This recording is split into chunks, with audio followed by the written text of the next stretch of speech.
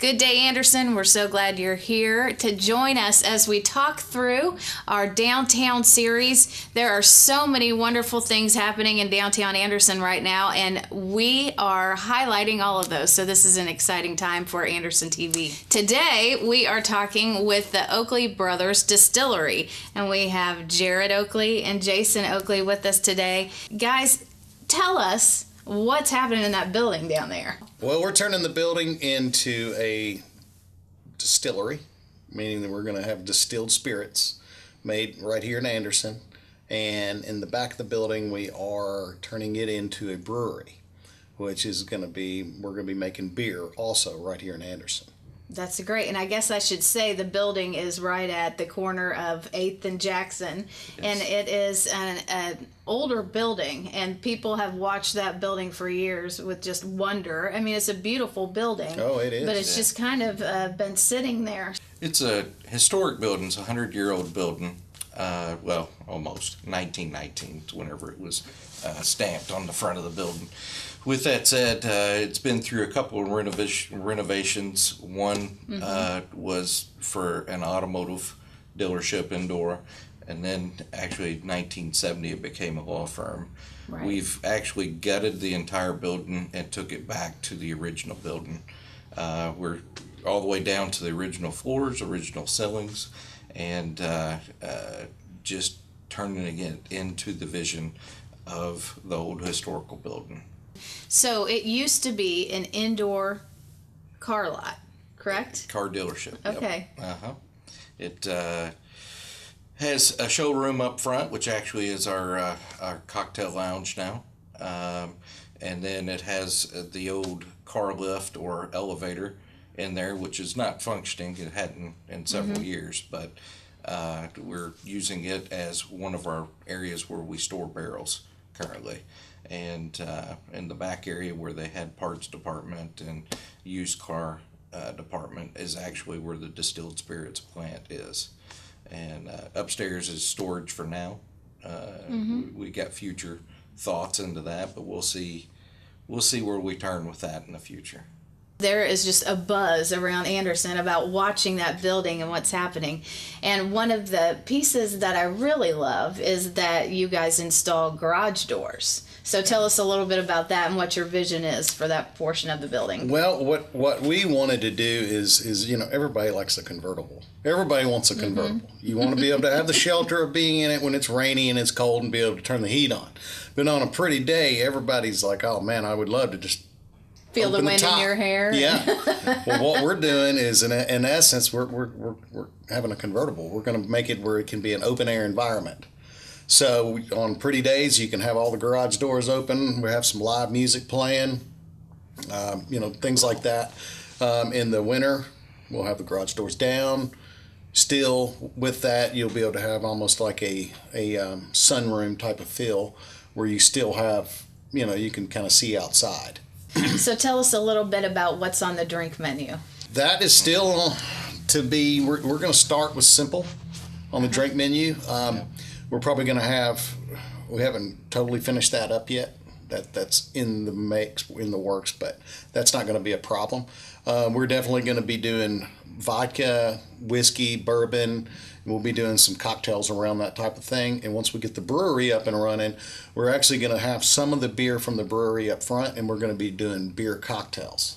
Oh, wow. So where you take, you might take a stout and implement a barrel-aged stout into a Manhattan and make different things like that and implement and make some really cool types of unique hybrid drinks that just aren't around yet. We're also using artisan sodas, which are made here in Indiana, to mix with the cocktails or stand alone by yourself if that's what you want. So that is so exciting. Yeah, that's going to be a big plus for us because it's not going to have any of the chemicals that you get with your Cokes and all of those things. It's going to be literally like the soda that your grandmother used to go get at the drugstore.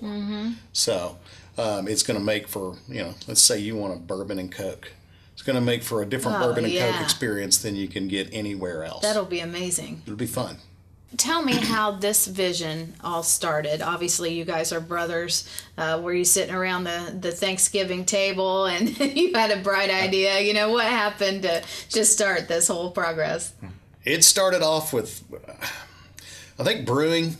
I remember back about 15 years ago, Jason, my brother was living in Kentucky and I was in Bowling Green, Kentucky, and I came down to see him and he had made a little beer in the basement. You remember that? Yeah.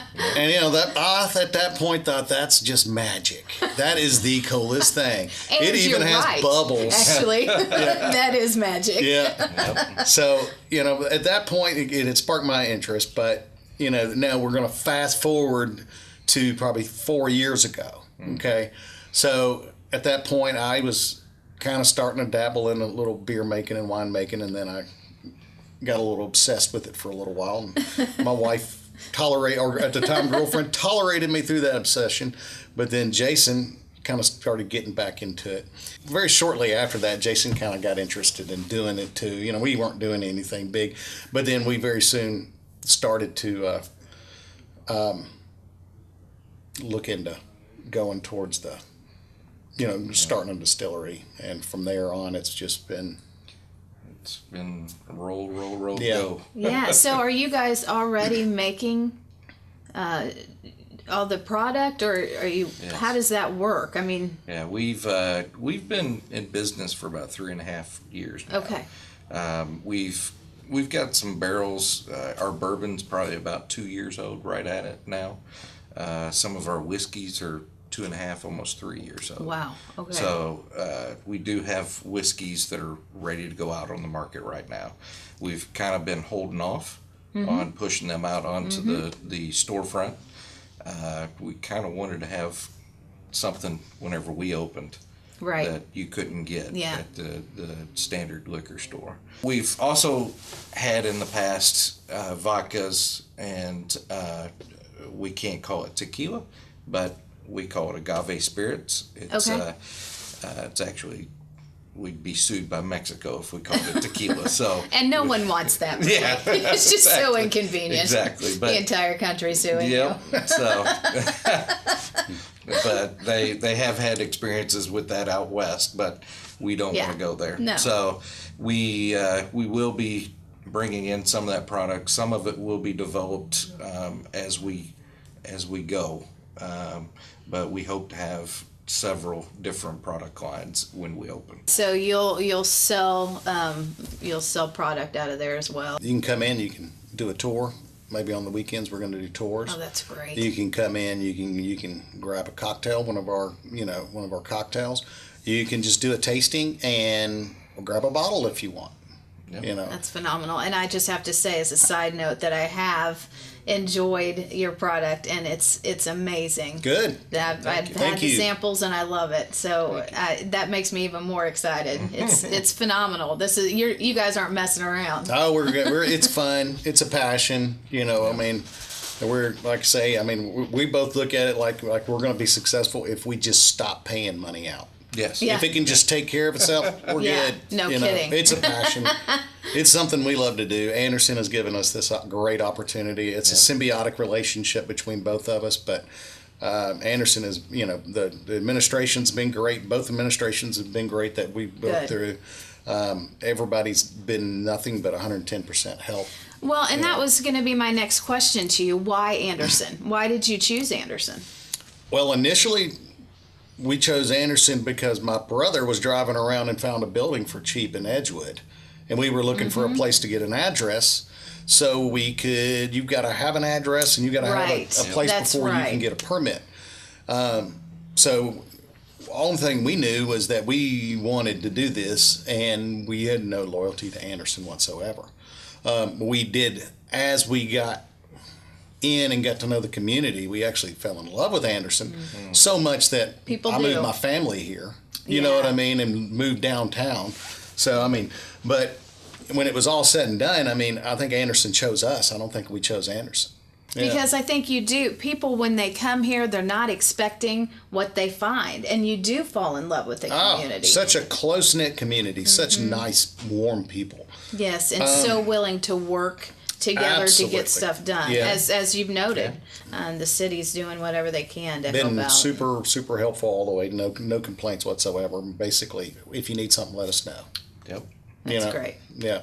That bodes well for other business folks who may be looking at Anderson to invest. Oh, sure. That is encouraging. I encourage people to come in and maybe wrap their head around.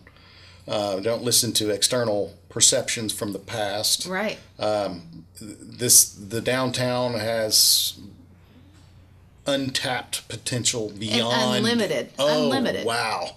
Yeah. Yeah, this place is entrepreneurial's paradise. Mm-hmm. You know, and that's really that's gonna be the next move. And Right. it has all the I agree. indicators of things to happen. It's just going to blow up. Yep, it is. And I really think that your business at that location has a great deal to do with that.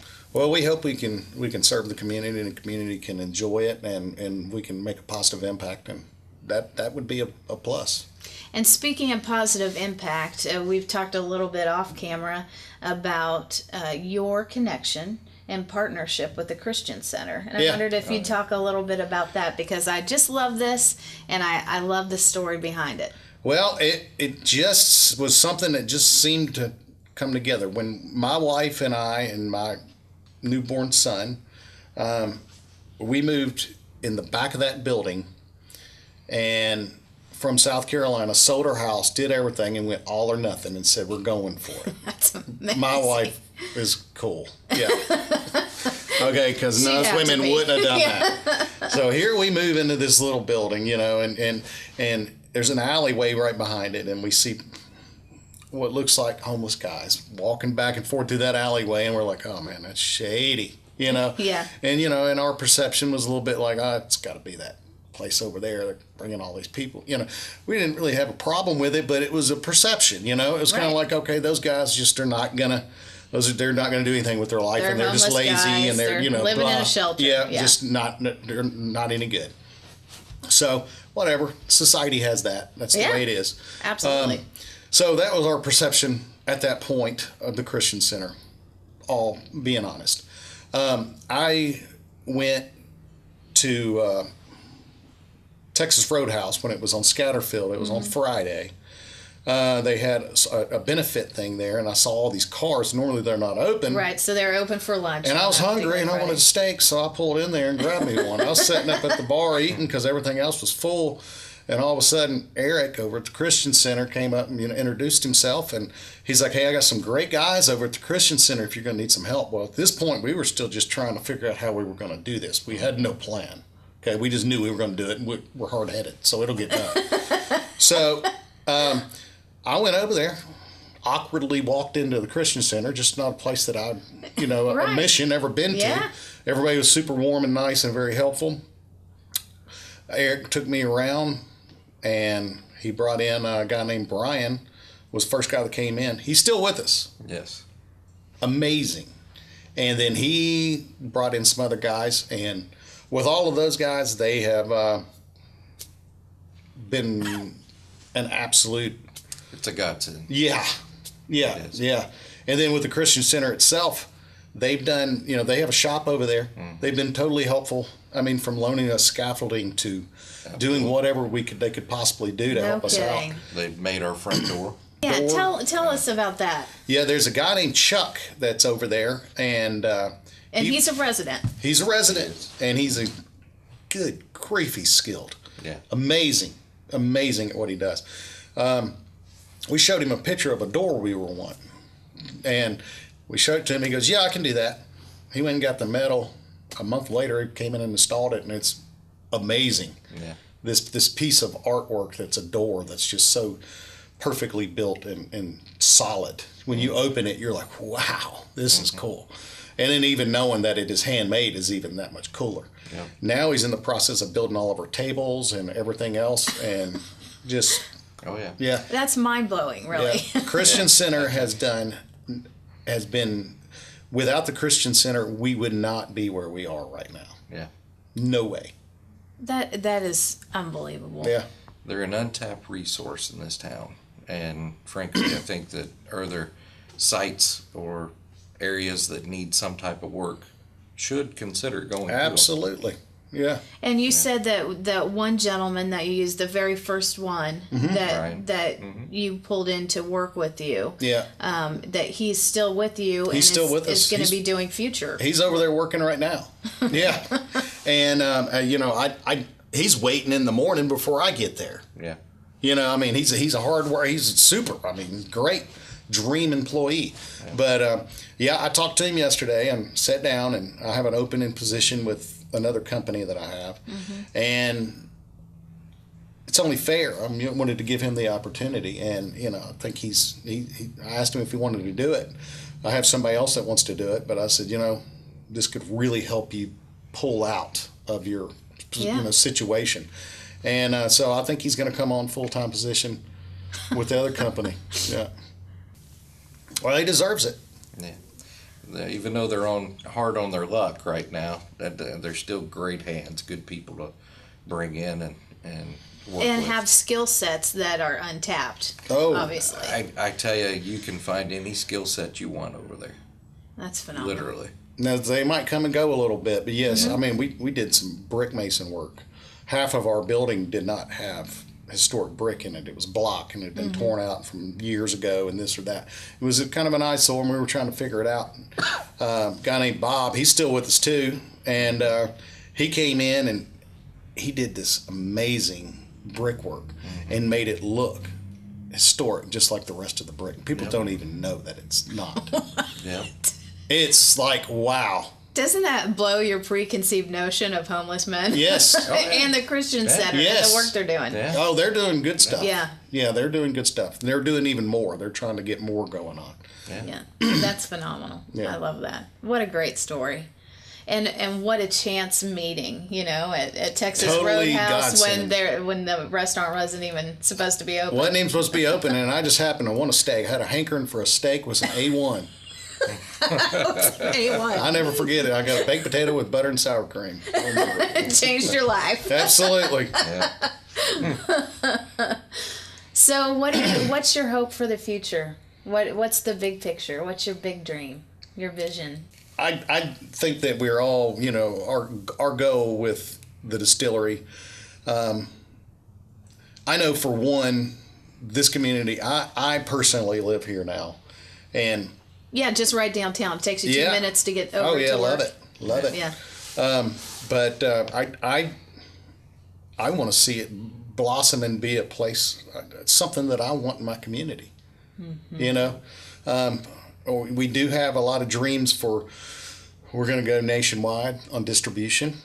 Initially we're not.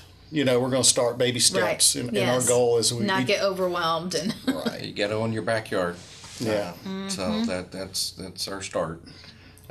We in order to go nationwide, we're going to have to expand and grow, and we look forward to growing with Anderson. We're one of our big picture dreams, got to think big in the world, or you're always going to be, in the box. But naturally, we're going to keep our artisan location. Okay, we're going to keep that. That's the baby doll. This is going to be, we're going to just keep making it better and better and tweaking it out and making it cooler and offering more to the community via that. Our goal is we're going to get a farm. And we're going to go even larger there, and we're going to have rick houses on the farm, and then we're going to even have larger distillation process. So we'll have an artisan location, and then we're going to have a farm distillery, and then do tours. And that's big picture. Yeah. We're broke right now, all right? We tapped out, so we got to go back, Yeah. Yeah, but that's big picture. When we'll get some of this good priced farmland around here, that's before it goes crazy, because it's coming this way. Do something where we do tours and people can come out and do hay rides during just do fun stuff like that. So, and we got all kinds of ideas, but I'm not going to waste your time on them right now. Well, I just see the big picture of 10 years from now, people coming to Anderson to tour the original. Mm-hmm. Yes. The original location. Coming to tour. Because you're going to be all over the U.S. and it's going to be a big draw. I see that. It's hopeless if we work, we follow our passion, and we make a phenomenal product. the rest will take care of itself. And we surround ourselves around good people. Yeah, and I can tell you got good people because Anderson are good people. Yeah. And I then agree. you've got a phenomenal product. We're getting there. We're getting there. Well, we are so grateful that you came in today to talk to Anderson just a little bit about what you're doing because, like I said, people are wanting to know and are watching. And as I drive down 8th Street, I jump in over there and I'll pull into a parking spot and just look through the windows. Come on in. See what you've got going on. It looks gorgeous. It's getting there. We're really happy with the way it turned out. We had the I'm terrible with names. Gentleman with the head of tourism For the for the state of Indiana. He came in yes. yesterday and was really excited about it, and you know, hoping that it's going to bring a lot to Anderson. You know, we hope to see. From what I understand, there's another brewery coming in. That's right. Some, along with that, they're bringing a restaurant. Right. And we hope to see some more restaurants and Anderson State Theater. Theaters coming in. Exciting things happening there. Yeah. We're going to interview them too. Yeah. So Yeah, great they're guys. They are. really everything is just popping at once in downtown Anderson. And it's so exciting. I was here 3-4 years ago. I went downtown Anderson, and it was crickets. Chirp. That's chirp. right. Yeah. And even now, you go downtown Anderson right now. People don't see it because it starts slow. But is. you go downtown Anderson right now, and you can't find a parking spot in the downtown now. Right. Very easily. It's changing, and it's changing fast. It is. And it's going to pop, and it's going to explode. It's going to happen. And then, the naysayers, like I say, last year when we started this building, we had windows ripped out and everything, and people were coming by going, "You tearing down the building?" Yeah. You know, just that would be the assumption. that's the assumption. That's what we do here. No way. This city is beautiful. Right. You know, it's gorgeous. It's magical. I tell people it's haunted. In a good way. Yeah, it gets in your blood. Yeah, doesn't it does. Yes, It does. absolutely.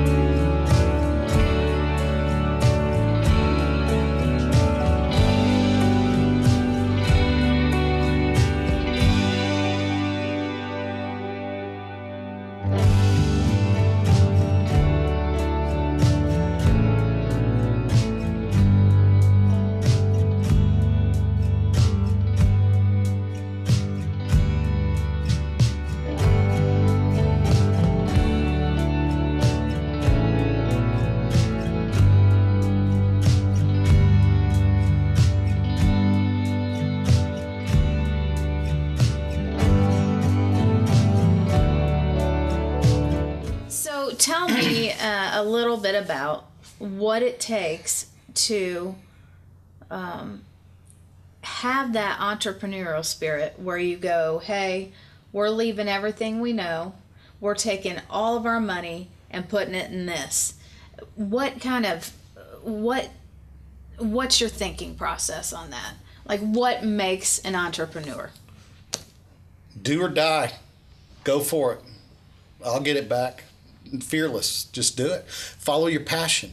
That's what I tell everybody. I say, follow your passion and act. Don't think. Because if you think or you talk to somebody, they're going to tell you it can't be done. And they're going to, and know yourself. Because there's 3 types of people when it comes down. I'm dumbing it down, but it's real simple. There's people that talk about people that talk about doing things, and people that do things. If you're one of the first 2, you're not going to get it done. Know that, But if you're the one that just gets up in the morning and says, let's go, then do it. If you have a good idea and there's a market there and you have passion, because you got to have passion, because you're not going to make any money for a long time. You're going to be and paying. It gets you through the dark days. It does, yeah. So if you don't have passion, then don't do it. But that's what it takes. Pretty much that simple. I love what you said about don't think. Because the moment you start thinking, that's when fear comes in, and that's when you're like, nope, never mind. I understand. I can't do it. Yeah, use your logic. Don't use your emotion. Because your emotion, that thing fluctuates like this all the time. So you just got to stick on logic and stay, no, this is my passion. I'm going to do it. And just do it. And tell everybody you're going to do it, because then you got to answer. Right. You know what I mean? Yes. Yeah. Then you're almost held to accountability right. a little bit. Yeah. Like, hey, remember when you're talking about doing that? You still if we just stop doing it right now, and I'm living in Anderson, oh my gosh, I'd have to tell everyone. Oh, it'd be awful. I don't have a choice. It's got to get done now. Yeah, because people are watching. Right. Yeah. Well, and we are all so excited, like I've said, I think 1,000,000 times, but really, we are just so thrilled that you guys chose Anderson. We're so glad you fell in love with Anderson like we love it. So thank you for choosing us. Thank you for investing in us on so many levels, so many different levels. The city's invested in us too. Absolutely. The people of Anderson invested in us too. They have. And thank you. Yeah, we appreciate it. So it's like I say. To us, we're overly grateful for Anderson. You know what I mean? But and I know Anderson's obviously the other way, because it is symbiotic. We're and there needs to be more of that. We need to have more of this and this whole thing. And as that happens, Anderson will be better than it ever has been. Yeah, I agree. I totally think it's going to be a very cool city in the near future. We're excited. Thanks for leading the way. Well, I wouldn't say we're leading the way. We're just building a distillery. But we'll be there. But we're having a lot of fun. That's what it's all about. That's exactly right. Thank you so much. Thank you. Thank you. Thank you, City of Anderson, for supporting local business and for being here with us today.